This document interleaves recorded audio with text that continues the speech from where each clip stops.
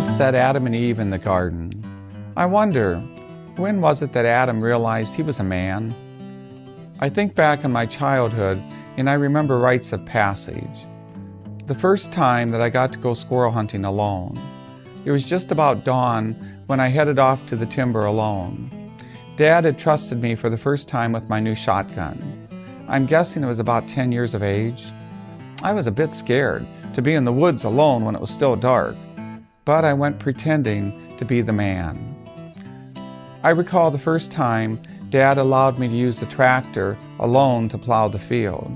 It was a wonderful thing sitting atop that powerhouse of an old M Farmall tractor, two-bottom plow behind me, going back and forth turning over the sod so that we could plant the grain for this year's harvest. He trusted me with the machinery. Then it was wonderful when I got Skipper. She was my first pony, 2nd grade. With her came freedom to explore parts of the farm with my best friend. Also came the opportunity to take the cattle to the pasture and bring them up in the evening to be milked. On the back of a horse, a boy can dream a lot of things. I remember begging Dad one day to teach me how to milk the cows. Well, he patiently showed me how. That was good enough for me. I knew how to do it. But Dad had other ideas. From then on, I was in the barn before sunup. I was there in the evening milking as well, doing my other chores, before being able to go out and play. That routine continued. During seminary, Dad had a heart attack.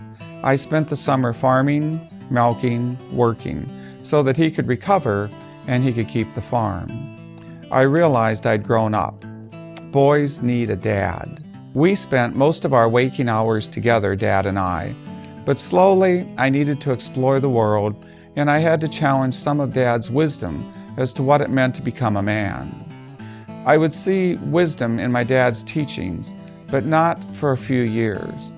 Already, I see my grandkids becoming smarter than me, but I want my values instilled in them for those times when they have to make decisions on their own.